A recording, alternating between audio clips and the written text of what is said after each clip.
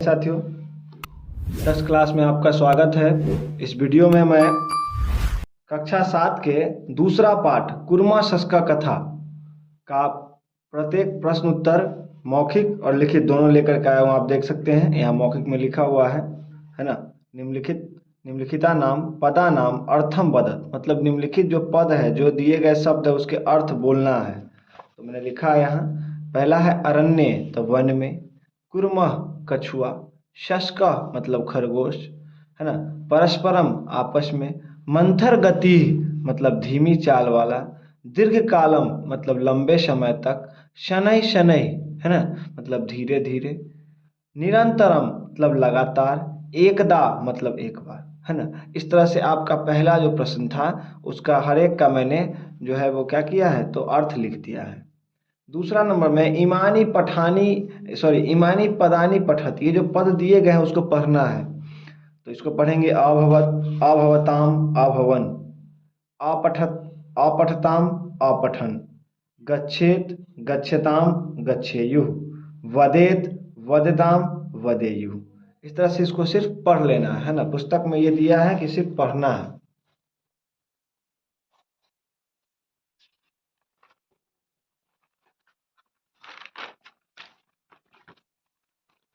अब हम लोग लिखित प्रश्नों को देखते हैं, है ना। तो लिखित प्रश्नों में सबसे पहले है निम्नलिखिता नाम प्रश्ना नाम उत्तरम एक वाक्येन लिखत।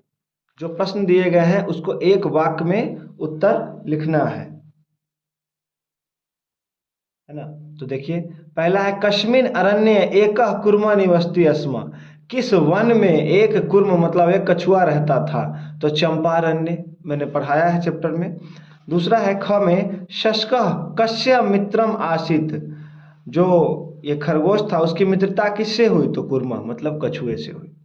ग में है परस्परम आलापेन तयोः मित्रता कीदृश जाता, आपस में बातचीत करने से उन दोनों की मित्रता कैसी हो गई, तो दृढ़ मतलब गहरी होती चली गई।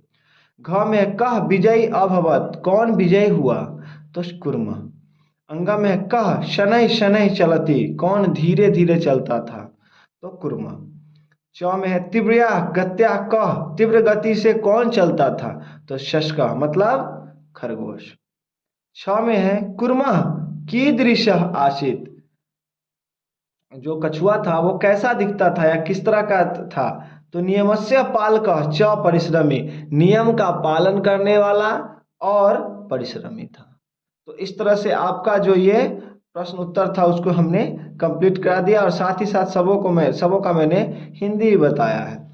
4 नंबर में देखिए, कह रहा है मंजूषाया उचित पदानी चित्वा वाक्यानि पूर्यत, जो मंजूषा दिए गए हैं, जो बॉक्स दिए गए हैं उसमें से उचित पद लेकर के और इधर जो वाक्य है उसको पूरा करना है ना। तो आप देख सकते हैं इसमें पहला क में है चंपारण्य सरोवर एक डैश निवसती अस्म, मतलब चंपारण्य, चंपा जो वन था उसमें जो एक सरोवर था उसमें एक कौन निवास करता था, तो कुर्मा, तो कुर्मा लिख दिया हम यहाँ। परस्परम अलापेन तयो मित्रता डैश जाता, मतलब आपस में बातचीत करने से उनकी मित्रता कैसी हुई, तो दृढ़ा जाता मतलब गहरी होती चली गई। ग है कुर्मः नियमस्य पालक सदा परिश्रमी च आसीत, तो इसमें परिश्रमी भराएगा, है ना। घ में है शस्क डैश जाता, शस्क लास्ट में जो है, अंत में जो है वो खरगोश को क्या हुआ, तो लज्जिता जाता, लज्जित हो गया वो कि हमसे कम स्पीड में, हमसे धीरे धीरे चलने वाला, बिल्कुल शनै शनै चलने वाला और हमसे पहले पहुंच गया। तो इस बात का बहुत ज़्यादा लज्जा हुआ किसको, तो खरगोश को। अंग में है निरंतरम श्रमेन असंभव अपि डैश संभवती, मतलब लगातार किसी भी काम करने, किसी भी चीज को करने से, कार्य को करने से असंभव कार्य भी संभव हो जाता है। तो इस तरह से आपका ये हो गया, है ना। कहीं भी कोई परेशानी हो, कोई दिक्कत हो, कुछ समझ में ना आए तो आप हमें कमेंट करके कमेंट बॉक्स में लिखें। मैं हर एक लोगों का कमेंट पढ़ता हूँ और मैं कोशिश करता हूँ कि उसको ठीक करूँ, है ना। अब हम लोग इसका 5वां नंबर प्रश्न देखते हैं, सुमेलनम कुरुत, है ना, मेल करना है एक दूसरे से। यहाँ संस्कृत दिया हुआ है, इधर इसका हिंदी दिया हुआ है। तो पहला है शस्क कुर्मः श्रमेण दीर्घकालम अरण्य सरोवर, इधर है मेहनत से बहुत समय तक, तालाब, खरगोश, कछुआ, जंगल।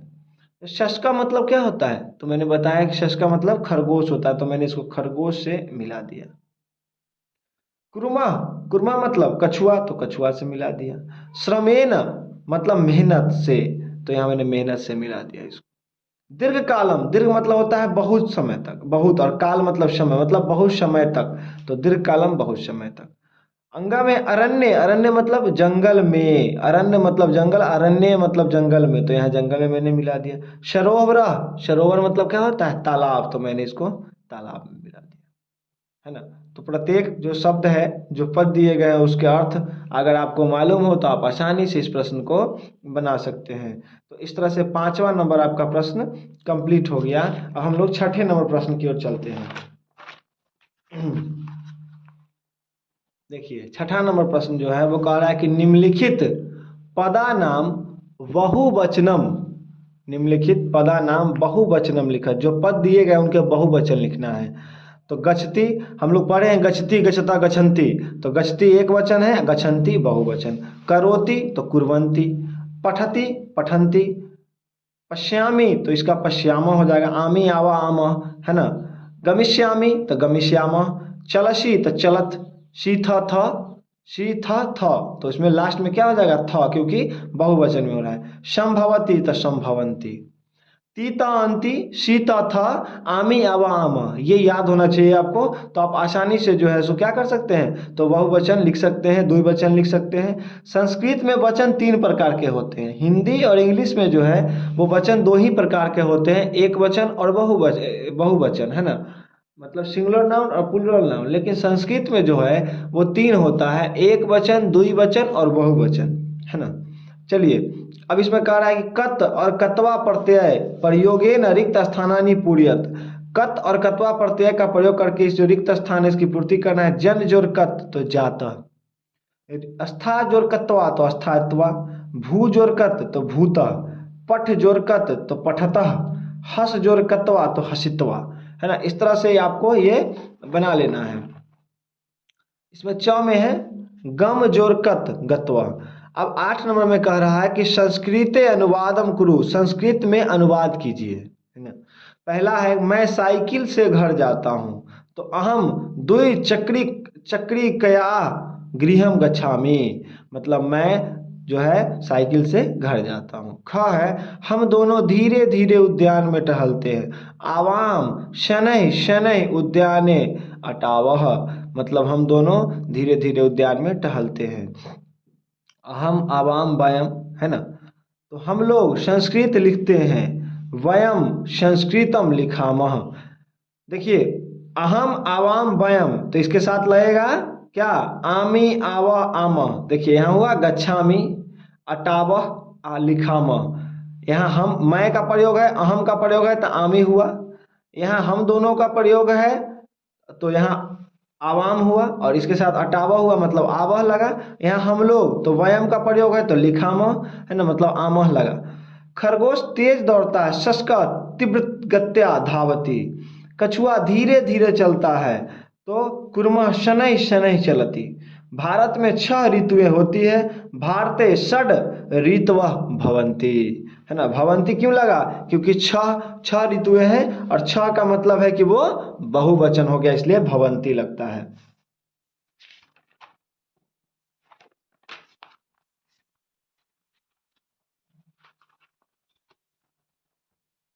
अब इसका अंतिम है वसंत ऋतुओं का राजा है, तो वसंत ऋतु नाम राजा भवति, है ना।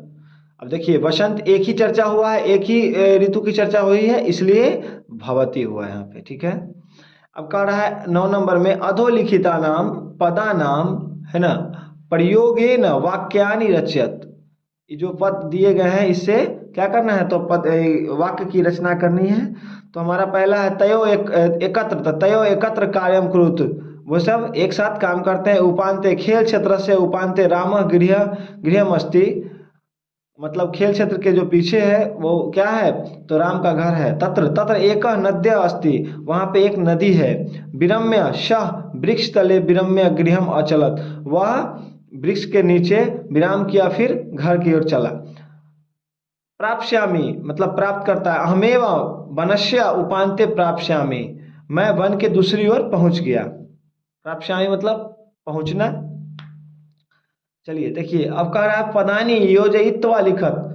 ये जो पद दिए गए हैं इसको जोड़ करके और तब इसको लिखना है। अहम जोड़ एव तो अहमेव, असंभव जोड़ अपि असंभवी, पूर्वम जोड़ एव पूर्वमेव, सत्यम जोड़ उक्तम सत्यमुक्तम, अहम जोड़ अस्मि अहमस्मि, है ना। इस तरह से आपका 10 प्रश्न जो है इसमें कंप्लीट हो गया। अब इसका क्या बोलते हैं पाठ का सबसे अंतिम प्रश्न जो है वो आपके सामने है। अधोलिखित वाक्येषु सत्यम असत्यम वा लिखत। ये जो वाक्य दिए गए हैं ये सत्य है कि असत्य है, इनको बताना है। सरोवरे शस्कः निवसति, देखिए कह रहा है कि सरोवरे मतलब सरोवर में खरगोश रहता था। अब तालाब में कहीं खरगोश रहेगा? नहीं रहेगा, तो ये असत्य हो गया, गलत बोल रहा है तो असत्य हो गया। परस्परम अलापेन तयो मित्रता डैश देखिए यहाँ पे दृढ़ा छूट गया, क्वेश्चन में भी आपका जो है ना दृढ़ा छूट गया है पुस्तक में, तो आप उसको ठीक कर लेंगे। तो परस्पर अलापेन तयो मित्रता दृढ़ा जाता मतलब आपस में बातचीत करने से उनकी मित्रता कैसी हो गई? तो गहरी हो गई। तो ये बात सत्य है, तो सत्यम लिखें। कुर्मः मार्गे विरम्य चलिता, बोल रहा है कि कछुआ मार्ग में विराम करने लगा। ये क्या सत्य है? कछुआ तो कंटिन्यू निरंतर चलता रहा, तो नहीं, ये गलत है, असत्य। शस्क तीव्र गत्या अचलत, जो खरगोश था वो काफी तेज गति से चलता था, तो ये बात तो सत्य है। शस्क निरंतरम श्रमेन विजयी अभवत, बोल रहा है कि निरंतर श्रम करने से, निरंतर कंटिन्यू मेहनत करने से जो शस्क था खरगोश था वो विजय हुआ। ऐसा हुआ क्या था? क्या नहीं हुआ था, तो ये असत्यम हो गया।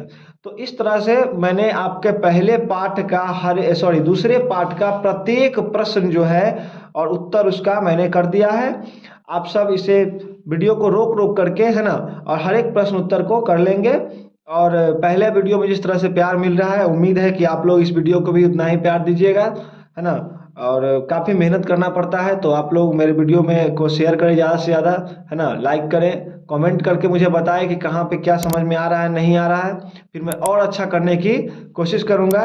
मिलते हैं हम लोग अगले वीडियो में, तब तक के लिए जय हिंद।